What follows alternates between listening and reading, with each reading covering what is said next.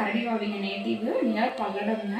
The power of மைண்டுங்கிறது வந்து நான் இன்ஸ்டா பேஜ் மூலமாக தான் நான் பார்த்துட்டு அவங்ககிட்ட என்கொயரிக்கு நான் போனேன். சரி சும்மா போய் என்னன்னு கேட்போம், அதுக்கப்புறம் பார்த்துக்கலாம் அப்படின்னு போனேன். பட் எனக்கு போன ஃபஸ்ட்டு அவங்களோட அப்ரோச்சே வந்து ரொம்ப ரொம்ப பிடிச்சிருந்துச்சு. அந்த கிளாஸ் பற்றி அவங்க எக்ஸ்பிளைன் பண்ண விதம் அதெல்லாம் ரொம்பவே எனக்கு ஹாப்பியாக இருந்துச்சுங்க. நான் அந்த வீக்கே பாப்பாவை வந்து நான் ஜாயின் பண்ணேன். அவள் ஜாயின் பண்ணி இப்போ 13 கிளாஸஸ் முடிச்சுட்டா. நான் மெயின் வந்து அவங்களுக்கு சொன்ன விஷயமே என்னன்னா, ஸ்டடீஸில் அவள் வந்து லேக் ஆகுறா அப்படிங்கிற ஒரு கான்செப்ட் மட்டும்தான். மீதி எதுலேயுமே நான் அவங்களுக்கு சொல்லலை.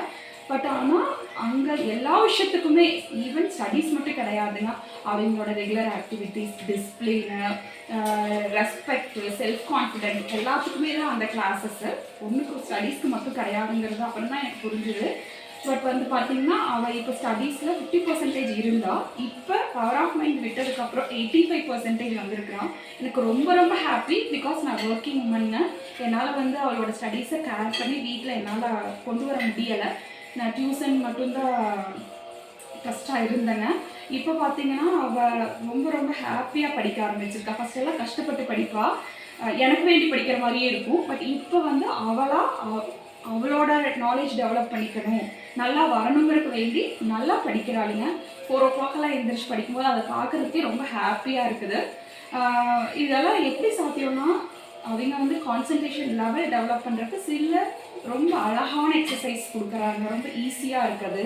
அதை டெய்லி நம்ம வீட்டில் ப்ராக்டிஸ் பண்ண வச்சா மட்டும்தான் இந்த ரிசல்ட் கொண்டு வர முடியும். அது கிளாஸ் ஸ்டார்டிங்லேயே அவங்களுக்கு சொல்லிடுறாங்க. 50% உங்கள் சைடு இருந்து நீங்கள் எஃபர்ட் போடணுங்கிறது. அதை நான் கண்டிப்பாக 100% நான் போட்டேன். அதனால் என்னால் அவர்கிட்ட ரிசல்ட் பார்க்க முடிஞ்சது. இதுக்கு ரொம்ப ரொம்ப தேங்க்ஸுங்க பவர் ஆஃப் மைண்டுக்கு. எனக்கு இப்படி ஒரு கோல்டன் ஆப்பர்ச்சுனிட்டி கொடுத்தது. லைஃப்பில் இதை விட ஒரு பெரிய சக்ஸஸ் வேறு எதுவும் இருக்க முடியாது. கண்டிப்பாக நம்ம குழந்தை நல்லா படித்து முன்னேறி வருதுன்னா உலகத்துலேயே ரொம்ப அழகான விஷயம் என்னென்னா படிப்பு மட்டும்தான். அது அவளுக்கு ரொம்ப நல்லா வராங்கும்போது ஐம் ஸோ ஹாப்பிங்க. இதுக்கப்புறம் பார்த்தீங்கன்னா இன்னொரு விஷயம் என்னென்னா டிஎம்ஐ டெஸ்ட்னு சொல்லிட்டு ஒன்று எடுக்கிறாங்க. அது என்ன அப்படின்னா நம்மளோட ஃபிங்கர் பிரிண்ட் மூலமாக அது எடுக்கிறாங்க. பாப்பாவுக்கு அது பண்ணியிருந்தாங்க. அது ரிசல்ட் வந்துச்சுன்னு கூப்பிட்டாங்க. அவங்க சொன்ன எக்ஸ்ப்ளனேஷன் நான் அப்படியே ஷாக் ஆகிட்டேன். என்ன காரணம்னு பார்த்தீங்கன்னா, எஸ் அ மதராக நம்ம குழந்தைய 100% நம்ம புரிஞ்சு வச்சுருப்போம். எந்தப்போ அவள் எப்படி ஆட்டிடியூட் பண்ணுவாள், எந்த மாதிரி அவள் பிஹேவ் பண்ணுவாள் அப்படிங்கிறது. அது அப்படியே அவங்க எக்ஸ்பிளைன் பண்ணாங்க. உண்மையாக அது சாத்தியமானு எனக்கு தெரியல, பட் அது உண்மைதாங்க. அந்த டெஸ்ட் மூலமாக நான் புரிஞ்சுக்கிட்டது என்னென்னா, அவள் ஒரு விஷயத்த படிக்கும்போது ஃபுல் எக்ஸ்ப்ளனேஷன் கேட்பாள். ஒரு சின்ன கொஸ்டின்னாலும் எக்ஸ்பிளைன் பண்ண சொல்லுவாள். நான் வந்து ரொம்ப கோவப்படுவேன், இப்படியே அவனுக்கு எக்ஸ்பிளைன் பண்ணால் எப்படி நீ போர்ஷன்ஸ் கம்ப்ளீட் பண்ணுவா அப்படின்னு. பட் அது பேசிக்காக அவளுக்குள் இருக்கிற ஒரு விஷயம் தாங்க. அது அவள் எக்ஸ்பிளைன் பண்ணால் வித்தின் 5 minutes அதை அப்சர்வ் பண்ணி படிச்சிருவாங்கிறத அவங்க அது சொன்னாங்க. நான் சொல்லலை. அவங்க அது சொல்லும்போது எனக்கு ரொம்ப ஷாக்கிங்காக இருந்துச்சு. இவ்வளோ தூரம் ஒரு ரிசல்ட், இந்த டிஎம்ஐ டெஸ்ட்டுங்கிறது இவ்வளோ ஒரு பெரிய விஷயமா அப்படிங்கிறது வந்து எனக்கு உண்மையாலுமே ரொம்ப ஃபீல் பண்ணேன் நான். நிறைய விஷயங்கள் இவ எப்படி எதில் வந்தால் அவளோட ஃப்யூச்சர் கெரியர் நல்லா இருக்குங்கிறது முதல் கொண்டு அந்த டெஸ்ட்டில். ஏன்னா இவன் சொல்கிறது இவனால் அது முடியும், கண்டிப்பாக முடியும். எல்லா குழந்தையும் நம்ம குழந்தை வந்து நல்லா படிக்கும், நல்லா வரணும், அவனால் முடியுங்கிறது தான் நம்ம என்கரேஜ் பண்ணணும். பட் அதை தாண்டி எனக்கு ஒரு சின்ன கன்ஃபியூஷன் இருந்துச்சு, இவனால் அது பண்ணிடுவாளா அப்படிங்கிறது. பட் ஏன்னா இப்போ கான்ஃபிடென்ட்டாக சொல்ல முடியும், அவள் சூஸ் பண்ணுற கெரியர் கண்டிப்பாக அவள் பண்ணுவாள். ஏன்னா எல்லாருமே வந்து இது அவள் அவங்க ஒரு குழந்தை என்ன கரியர் சொல்கிறாங்களோ அதை தாண்டி நம்ம ஒன்று திரிக்க பார்ப்போம். பட் நான் அப்படி தான் நினச்சிட்டு இருந்தேன், அதனால் இது பண்ண முடியாது போ அப்படிங்கிறது உண்மையாக இருந்துச்சு. ஏன்னா அவள் ஸ்டடீஸில் லேக் ஆகிறதுங்காட்டி இப்போ வந்து ஒரு கான்ஃபிடென்ட்டாக அவனால் முடியுங்கிறது எனக்கே ஒரு நம்பிக்கை வந்திருக்குங்க. ஸோ 100% வந்து த பவர் ஆஃப் மைண்டுங்கிற ஒரு ஹெட்லைன் கொடுத்ததுக்கு வந்து அது மாதிரி தான் நீங்கள் கிளாஸஸ் பண்ணுறீங்க. அந்த ஹெட்லைனே வந்து அவ்வளோ அழகு. உங்களோட பவர் ஆஃப் மைண்டுங்கிற ஒரு நேமே அது வந்து என் பொண்ணுக்கிட்ட நான் அது உணர்றேன்.